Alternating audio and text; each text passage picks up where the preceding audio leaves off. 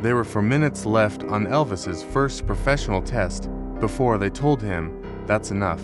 But what happened in the parking lot afterward made a legend. Elvis Presley, the 19 years old, was sitting in his beat-up 1942 Lincoln Continental in the Memphis, Tennessee, parking lot of Sun Records on January 4, 1954. He could hardly hold onto the driving wheel because his hands were shaking so badly. It had taken him 45 minutes of sitting there to get the courage to walk through that door. Elvis had dreamed about this day for many years. Sun Records was the place where huge names in blues and country music got their start. Sam Phillips, the boss, was known for taking ordinary people and making them into something special. This was Elvis's shot. This was his chance to show that all the years of training, singing on the porch at night, and hearing people say that his voice was cool were worth it. But Elvis was scared. He had never really tried out for a job before. He had sung before at school, church, and family events, but this was different. Elvis was just a truck driver with a dream and a voice he wasn't even sure was good enough. This was the music business. Finally, at 3:47 p.m. Elvis pushed his way out of the truck. He was wearing his dad's nice shirt for this. There were so many times his mom pressed his pants that they were like butter. He had enough grease in his hair to keep a boat dry. Before he could change his mind, he grabbed his guitar from the passenger seat and walked out the door. The front desk at Sun Records was staffed by Marion Kisker. She worked for Sam Phillips and was in charge of most of the walk-in tryouts. Marion had seen and heard hundreds of hopefuls come through that door. In about 30 seconds, she could generally tell if someone was serious or just trying to waste her time. Elvis walked in and right away it didn't feel right. There were pictures of real musicians on the walls, people who had made songs and were important. He was just a kid who worked for Crown Electric Company as a truck driver. Marion looked up from her work and asked, "Can I help you?" Elvis blew his nose. "Yes, ma'am.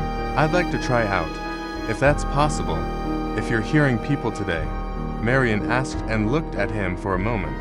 He looked so scared he might throw up, but something about how tense he was made her notice him. "What kind of music do you sing?" "All kinds, ma'am. I can sing ballads, gospel, country, blues, anything you want." "Who do you sound like?" Elvis paused. This was the question that always stumped him. Marion had heard singers who couldn't carry a tune say that, but Elvis's answer, which sounded like a mix of pride and fear, caught her attention. "Sam's in the back working on something, but I can record you doing a test track. It costs $4.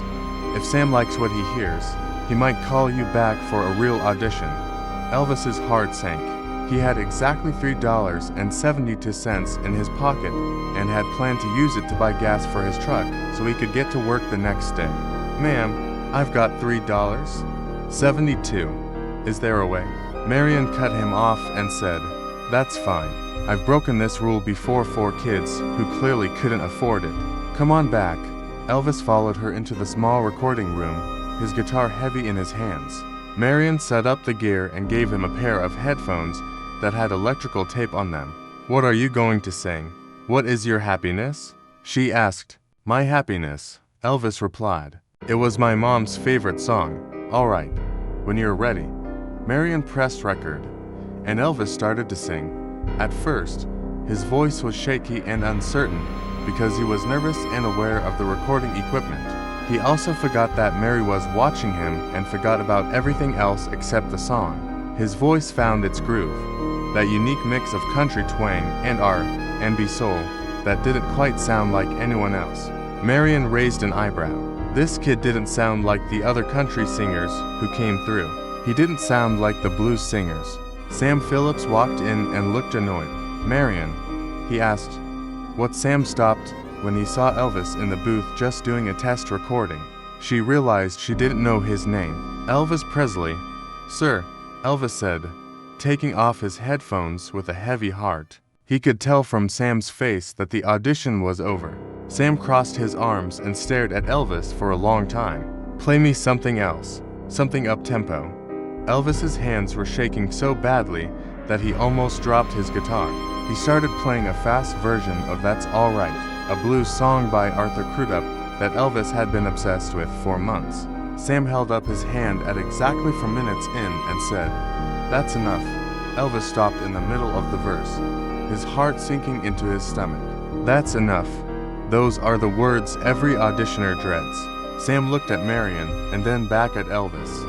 "Son, what are you trying to do here?" "Sir, what kind of music are you trying to make?" he asked. What I just heard was Sam paused, searching for words. "It's confusing.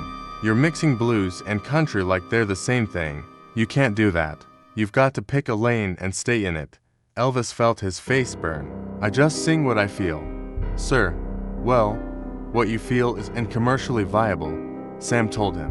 "Country radio won't play you because you sound too black, and black radio won't play you because you're white and singing their music wrong. You're stuck in a no-man's land." Marion tried to speak up, but Sam was already on a roll. "And that guitar playing, you're at best adequate. Your voice is interesting.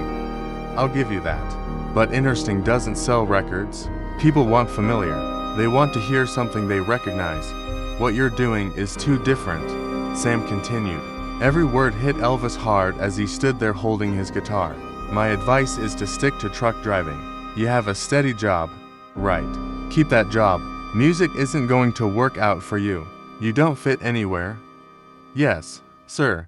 Thank you for your time," Elvis said in a whisper. Elvis walked out of that recording booth, through the front office, and out to his truck. He made it about 30 feet into the parking lot before the tears started. He sat in his truck, crying so hard he could barely breathe, still clutching his guitar. Everything Sam Phillips had said echoed in his head. Too different? Too weird? Doesn't fit anywhere? Drive trucks instead. Elvis thought he was unique and would become famous for years.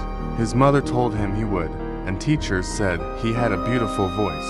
But now someone who worked in the music business told him he wasn't good enough and never would be.